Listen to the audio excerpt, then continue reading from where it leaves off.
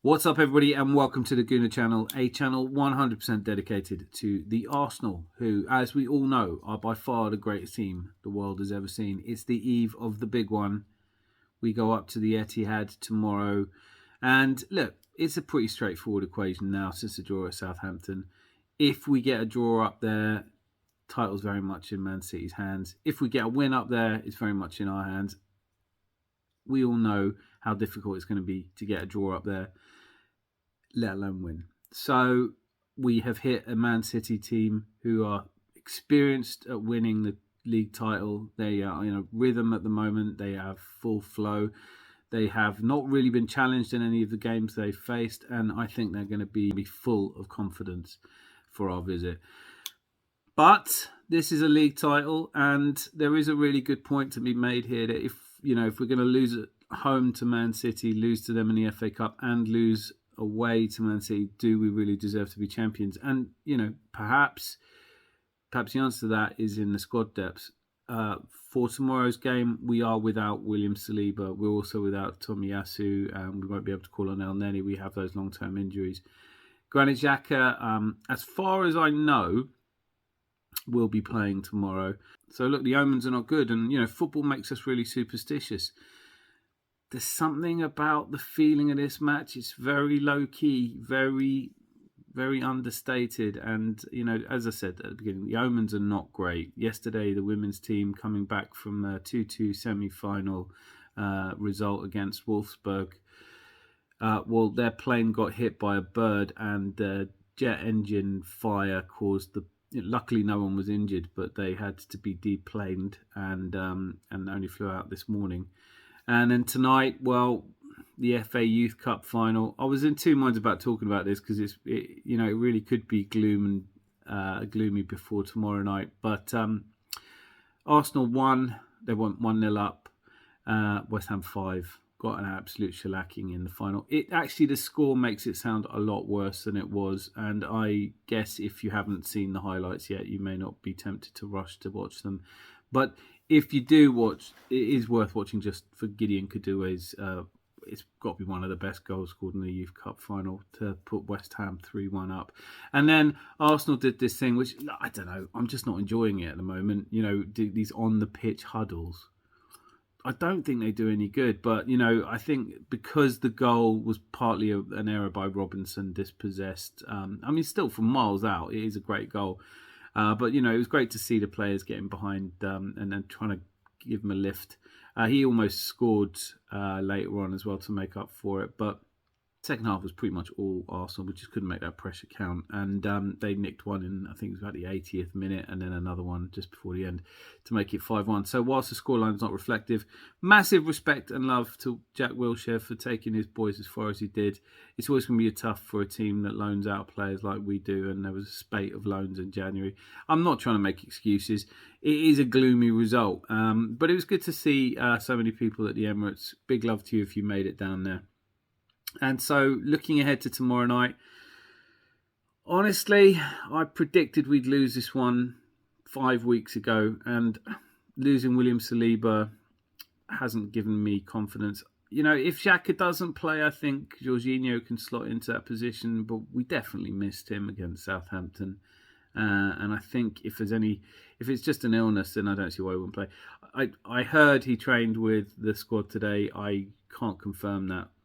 But I would imagine that for all of the discussions about different formations and everything else, I really don't think this is the place to try something brand new. This is really just going to come down to the players. I want to say, look, if we went with the lineup, Ramsdale, White, Holding, Gabriel, Zinchenko, Partey, Xhaka, Odegaard, Saka, Jesus and Martinelli, apart from the fact that Trossard, who really... actually is one of our best players and should be on the pitch, but it's just hard to know who to drop for him. Apart from that team, if you said to me, is that team good enough to go and get a win at the Etihad? I'd say yes. I would say that there is some hope here. Obviously, factors of form and the fact that we've dropped 6 points in the last 3 games points to a team that is on its nerves at the moment and wobbling a little bit. But, I didn't think we'd do it at Anfield. I didn't think we'd do it at Old Trafford in 98. And I didn't think we'd do it at Old Trafford at 2002.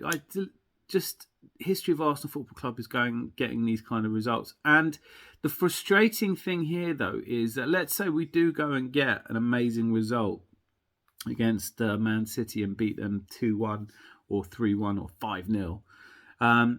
It's still not over. Yeah, I think it's, definitely the pendulum swings massively to us. But then we've still got to take on, there's still Newcastle away. And, all joking aside, they are on fire at the moment. And Chelsea, who, this is such a precious season, isn't it? When you're watching Chelsea about to hire Pochettino. Listen, it may be exactly the right signing. I'm just not sure it is. He tried his luck in Paris Saint-Germain, didn't pull it off there. I think for a club the size of Chelsea should be able to go out and buy anyone. But, they've got great players and they might get a result against us. But we also have to play Brighton. This is not a done deal tomorrow. I still, as I've said for a long time, I still think the Man City will drop points, even if it's not against us. But it's almost a hope that kills you. I think there's this kind of feeling amongst the players, and certainly I experience this feeling myself from time to time, which is just put us out of our misery. Somebody end this title race. If we're not going to win it, and increasingly, I'm not going to say we're not going to win it because I want to stay positive and I don't see any point in being a doom monger and being angry. I've seen so many people be angry after the Southampton result. What good does that do? And who are you angry with? The world didn't turn out how you wanted it to, so just have a tantrum. I'm not doing that. I'm so excited to be in a title race, at the end of April. It's been a while for me. It's been a while for all of us. Let's enjoy what we've got and look forward to the future. I'm not going to give you a prediction because I don't think any of us have any idea what the score is going to be tomorrow. I'm not going to say that I hope we don't just get absolutely rolled over, we don't get spursed.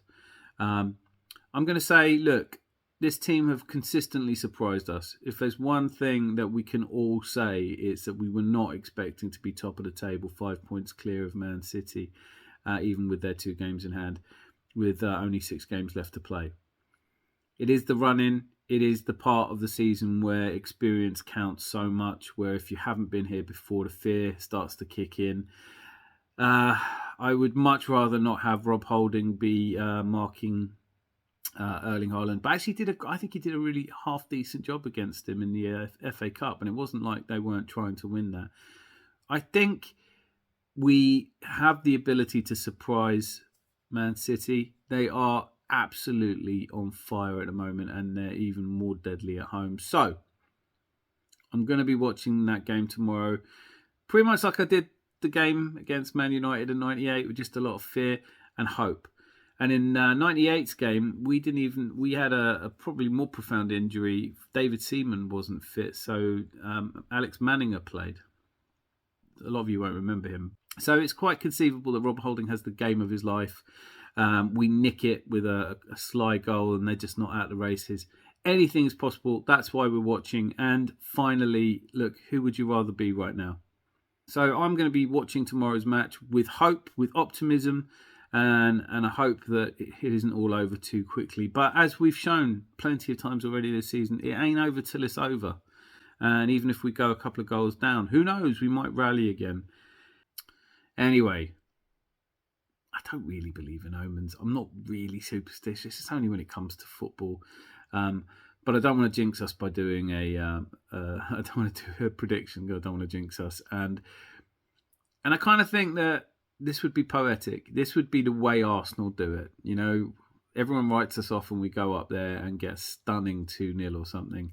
Or 1-0 or whatever, and the race is back on. And then we have to watch everybody flip-flop back to us saying, "Oh, we always knew they could do it." Yeah, we're Arsenal fans. We know it ain't over till it's over, and it won't be over tomorrow either. So we'll still have all the heart flutters and the anxiety in games against Chelsea, and probably even Nottingham Forest as a penultimate game away. But look, it's there to be done.